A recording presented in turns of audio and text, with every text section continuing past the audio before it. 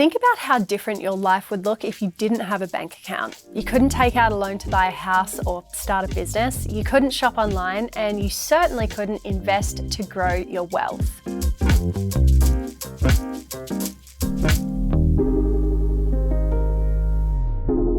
According to the most recent Global Findex report, released every 4 years, 1.4 billion adults are unbanked and use cash to pay and be paid. There are a variety of reasons why, such as distance from a financial institution, lack of trust, and having no need, to name a few. Most unbanked adults reside in developing countries, and the majority of unbanked adults are women.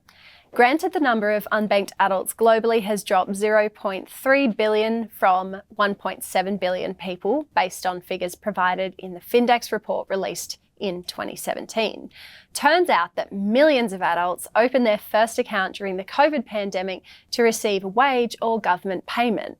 And an increasing number of account holders use mobile phones to make digital payments. Recent Global Findex data shows that 71% of adults in developing economies now have a bank account, compared to 42% a decade ago. The gap in access to finance between men and women has fallen from 9 percentage points to 6. The report recognises that having a financial account makes it easier, safer and cheaper to receive wage payments from employers, to send remittances to family members, and to pay for goods and services.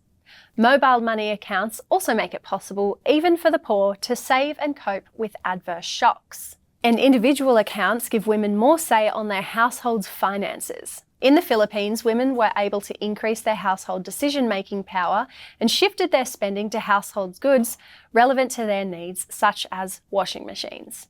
In India, a study showed that paying women government benefits directly into their own account and not into the account of a male household head increased women's financial control, influenced gender norms, preventing women from working, and incentivized women to find employment, compared with those paid in cash.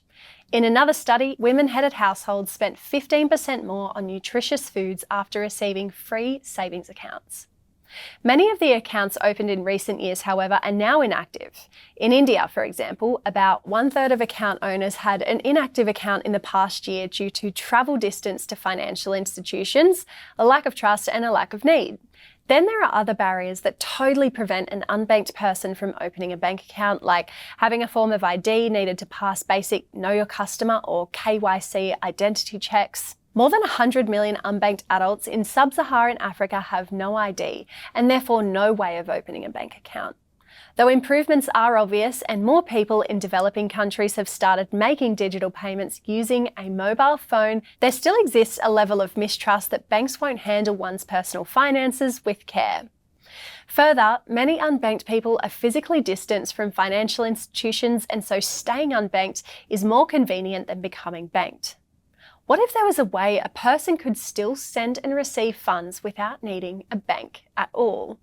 Cryptocurrency is a major use case for the unbanked population, since anyone with internet access can create a cryptocurrency wallet from which to send and receive crypto funds without needing to complete KYC checks or set up an actual account. Let's take a common example of someone who works overseas and wants to send money home to their family members. An unbanked person can't receive those funds if they don't have a bank account, and so many people in this position rely on money wiring services, which are expensive and slow. If an unbanked person has access to the internet, however, they can set up a cryptocurrency wallet and receive crypto funds cheaply and immediately. Because the transaction is facilitated on a blockchain network that uses fast blockchain technology to ensure the cryptocurrency gets from person A to person B, there's no need for a bank and thus no delays or expensive transfer fees. Across its 255 pages, the report doesn't once mention a word about cryptocurrency and its conveniences for the unbanked, which isn't totally surprising, seeing as the Global Findex report is produced by the World Bank. Perhaps because bringing cryptocurrency to the unbanked isn't as easy as we think. There are a whole host of considerations: logistics, education, infrastructure, regional adoption, that will determine the use cases for cryptocurrency in the unbanked world. And this will take time, because bear in mind that cryptocurrency and applied uses for blockchain are still only around a decade old. The potential for cryptocurrency to transform the way the world transacts is there, but it's going to take time for that to happen. Over the next few lessons, we're putting your knowledge into action. It's one thing to learn about cryptocurrency and another thing to jump in and give it a go by setting up your very own cryptocurrency wallet. See you then.